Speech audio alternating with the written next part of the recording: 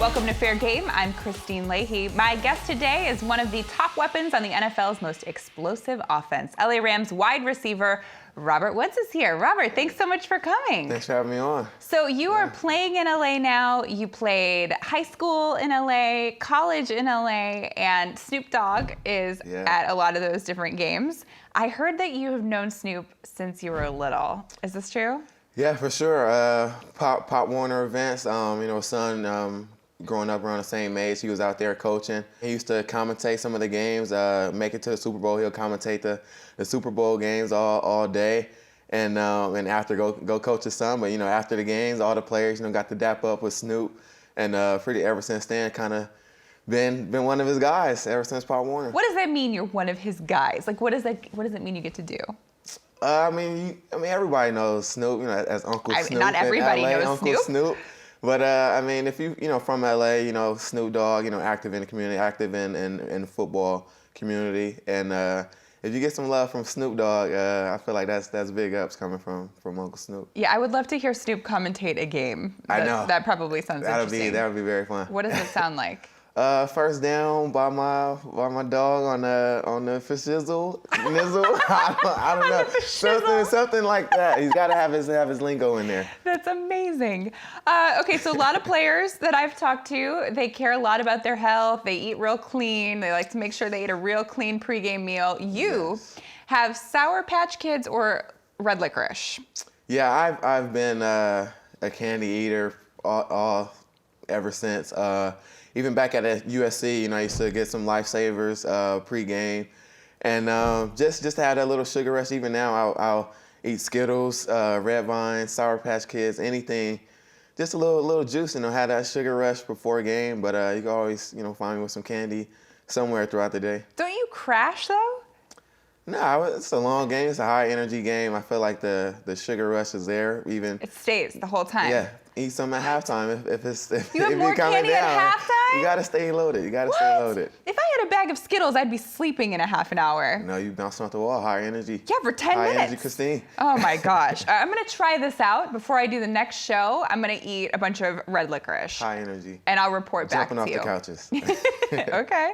So you spent 4 seasons in Buffalo, then you became a free agent. What was it about Jared Goff or the Rams that made you decide to come here? Jared Goff, being the number one pick, no, he was number one pick for a reason. But what I saw, just standing tall in the pocket, looking downfield at his receivers, and when he had an opportunity, throwing the ball downfield, and I knew he was a pocket quarterback, leaving Buffalo, leaving the number one rushing offense, coming to, we got the number one quarterback in the pick. I knew we're going to pass the ball. Sean McVay coming over, had the number one passing offense in Washington. I want to say 2,000-yard receivers, almost 3. So I knew it was coming to a totally flip side leaving Buffalo. I knew it was coming to a passing attack, leaving a rushing offense, and it's been good. Coming to LA has been beneficial for my career and for everything else. It's probably also been beneficial for like warmth. Right? Oh, for sure. Buffalo, I'm guessing you had to buy a lot of winter clothes when you went out there. What did you do with all of them when you came back? Yeah, when I first got to Buffalo, I Cali guy, come out there with my hoodie and learn pretty quick about, Halloween. The hoodie is not enough. I end up, getting all these cold gear, large jackets, but coming west, leave all that stuff, T-shirt type of guy, and then, leave all the big coats. You only need hoodies in California. You learned about Canada Goose real fast, I'm guessing. Yes, I had to take that to Chicago for sure, but that's a one-time jacket for sure. Okay, so you keep it for the road trips, the select road trips. So Sean McVay has a reputation as an offensive genius. Yeah. Can you give me an example of his creativity that you haven't seen in any other coach?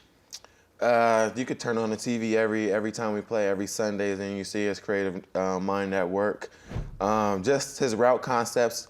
He's creating a lot of new routes. I know everybody knows like the standard, go routes, your slants, your outs, but he's creating different routes. We have post outs.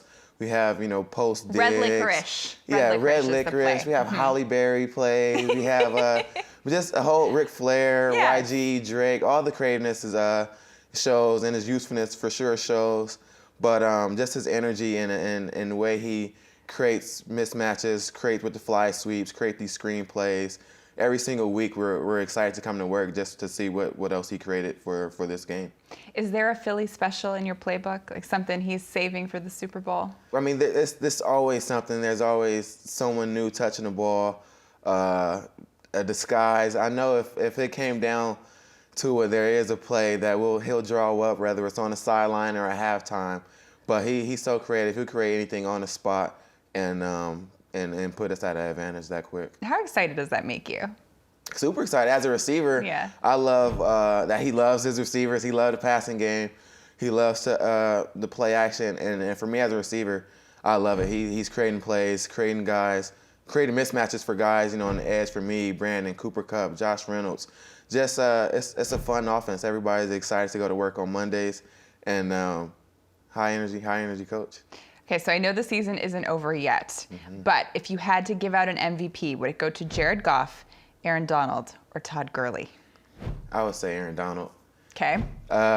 Just to see what he's done this year. I've seen him dominate last year and in his previous years, but this year by far has been the craziest. I know coming into the season, they were saying we didn't have any edge rushers. We weren't going to get any pressure on the quarterbacks. And this guy right here, interior lineman, getting double teamed 70% of the times, leading the NFL in sacks. That's just a dominating season. MVP type caliber player. Okay, I've always wondered about this with receivers. When exactly is it that you plan out your end zone celebration? Like if it involves multiple players, are you guys sitting down at dinner figuring this out? Is it practice? Do you have meetings specifically for this? It varies. The ones that we think about the longest, we probably don't pull them out. The last minute ones are the best. I know Higbee came out with the cheese grater. That was just spur of the moment? That was spur of the moment. Okay. We poured up some shots celebration. That one was probably a 2-day notice one. And then me and Cooper Wait, Kupp, hold on. You say a 2-day notice. So 2 days notice. before, you're like, all right. This is a practice plan. We're at practice. And we're talking on the sideline. The guy's like, hey, what should we do? What should we do for the end zone? All right, let's do this. And this guy gives his suggestion. And that one's weak. Okay, what was that suggestion? What was the bad one? It's probably something I was done. Maybe like the bowling or and then the guys fall over. Yeah, or everybody's dancing, the baseball one. But like the one me and Cooper Kupp between the legs, slam dunk with high five in the air. That one was night before the game. I got a late night text from Cooper Kupp with a video and a celebration. It's like, this is what we're doing tomorrow. This is it. And I'm like, I need a little practice around Coop. He's like, no, one time and that's it. And I'm like, all right. And then scored the touchdown, found my guy in the end zone one time. Did it look good? It looked You're good. happy with It's how all it came over. out? It's all some shirts, so it's pretty good. Okay, all right.